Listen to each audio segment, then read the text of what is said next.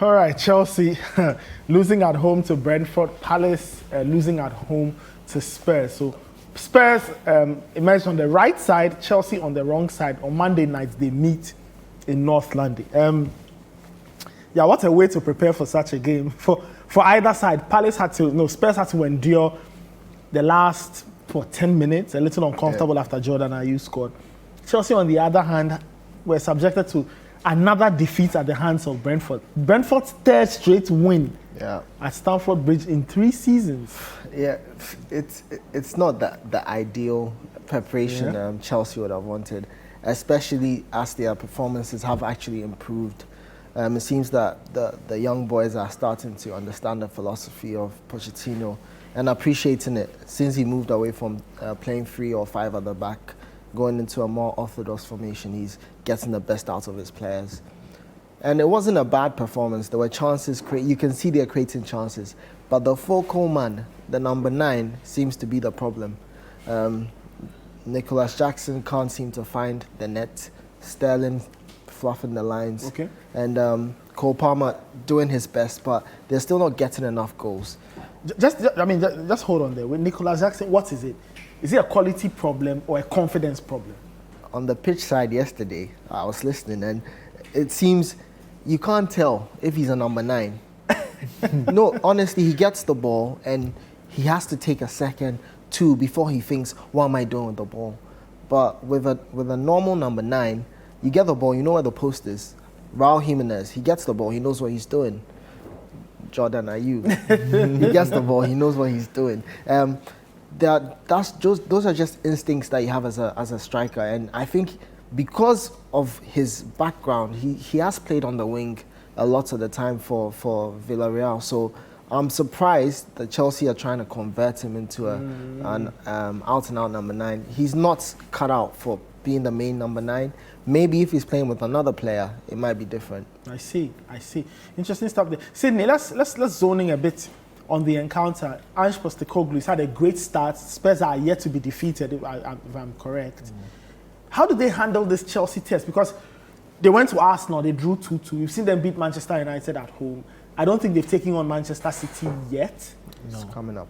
But they beat Liverpool at home, thanks to controversial decisions, whatever. What's the plan for this one? What should be the plan for this one? So Chelsea, as Yao has rightly said, they are putting the pieces together.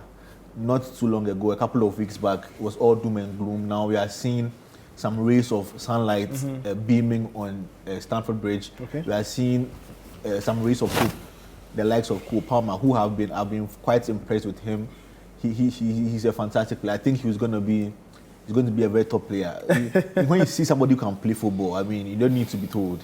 His movements, the way he picks his passes, his general creativity, he's going to go far. And where he's playing right now, so initially I think he was trying to play Cole Palmer in a number false 9 kind of position, but now you can see he's withdrawn a bit and he's kind of pulling a bit of the strings. Against Brentford, I was really impressed by him.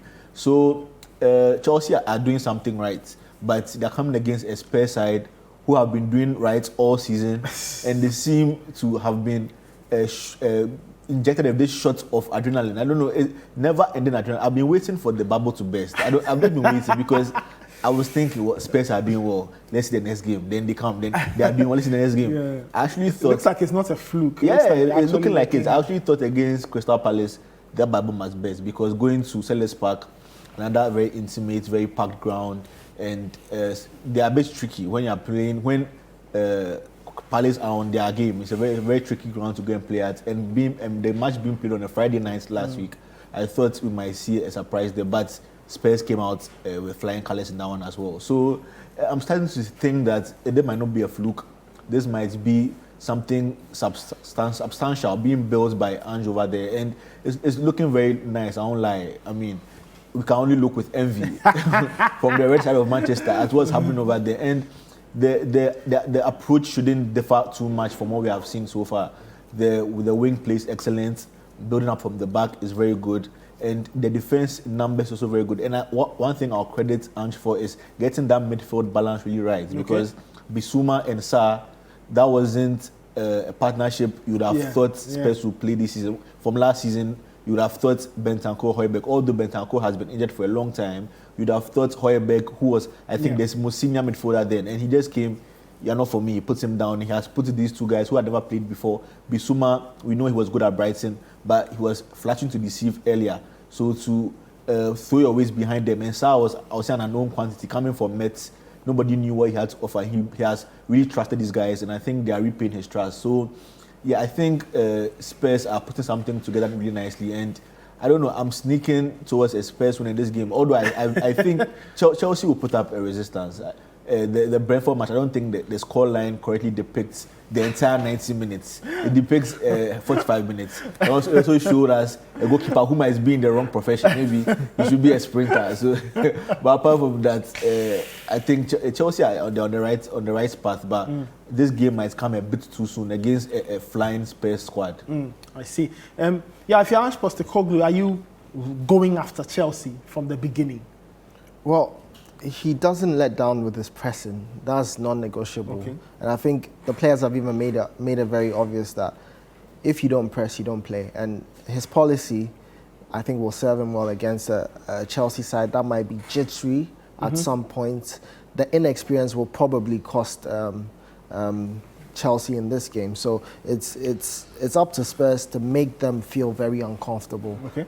As they are coming to the new White Hart Lane, they need to ensure that from the get-go, just you attempt to put Cucurella under some pressure early, Reece James under some pressure early, or Disasi, whoever's there. Just have them feeling very uncomfortable, and you would realize that it would favor them.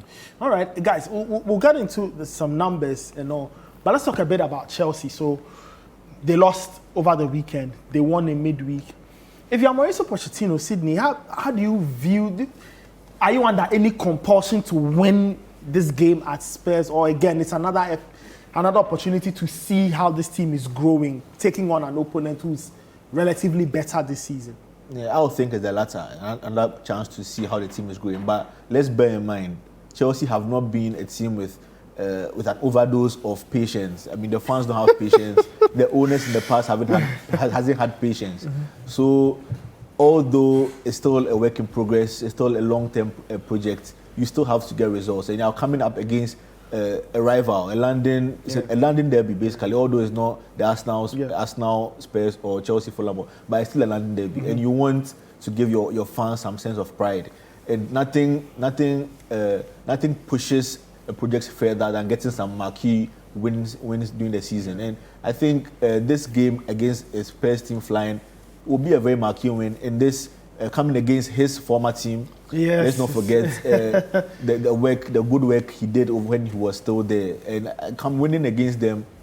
I think Pochettino might still have, although they left on the best of terms, I think he still has a point to prove over there because they made a mistake. Yes, they made a mistake. I think he still has a point he would like to prove to them. So that's on one side, on his personal side. But looking at the progress of the Chelsea season, it will do them a world of good if they're able to sneak and win in this one. And I'll be a bit happier because I'm still waiting for the Spurs bubble to burst. And it's like they're disappointing my prediction. So maybe if it happens this week, it will justify me a bit. All right, yeah. Just a quick note on, you were talking about Nicholas Jackson. Do you start him? Do you bench him? And if you keep him, yes, what should Pochettino demand from him? And if he's benched, who should replace him? I think Poch has to change the way he wants to play to get the best out of him. I see. He might want to. He's not Drogba. He's not going to be Diego Costa. He doesn't bully defenders, but what he's got is a bit of pace and a bit of strength. So you want to put balls down the channels for him to chase. He gets onto it. He needs to be quick with his decision making. He can put it into the path of Sterling, set it up on the edge for Cole Palmer. Those are the things he should be doing. Link up play. He shouldn't focus too much on scoring, but he would be needed against this Spurs team because Romero would want a battle. Van der Ven would also want a battle. But the key thing is ensuring that you draw fouls. And I think he's got that in him to draw some fouls. And then Chelsea could take advantage of those. All right, let's have a look at their season numbers, or how the two teams have looked like from a numerical perspective. So both teams have played 10 games. Spurs have won 8, drawn 2. They are yet to lose, which is very interesting. They are yet to lose. a goal difference of plus 13. Chelsea, they have also played 10. They've won only 3, drawn 3, and they've lost 4. They've lost 4 in 10 games. Wow. And then the goal difference is plus 2. So that's what they look like from a numbers perspective. But let's have a look at their head-to-head. You know, the history between these two teams that have played against each other over the years. Their head-to-head. Okay, all right. We'll move it on. We'll get the head-to-head later. But I think, guys, the general consensus is that Spurs start off in a better position than Chelsea, and maybe it could end that way, right? Yeah, maybe they will beat Chelsea. Definitely. I think they are slight favourites in this one. Also, the fact that they are playing at home, and they have been very good at home this season. Okay. So I think the odds are in their favour in this game. Yeah. Spurs likely to win, but it should be a highly competitive derby, London derby, just because Pochettino has a point to prove. We'll see about that. Back in the day, Chelsea fans used to call the old Spurs stadium, which was White Hart, and they used to call it 3-point lane because it was a game they almost always won. But let's see what will happen when they meet on Monday night in week 11 of the Premier League. All right, let's move on. We are done with the hop around. We'll come back to have a look at the fixtures, but let's move on to the next part of the show. Let's get into the debate.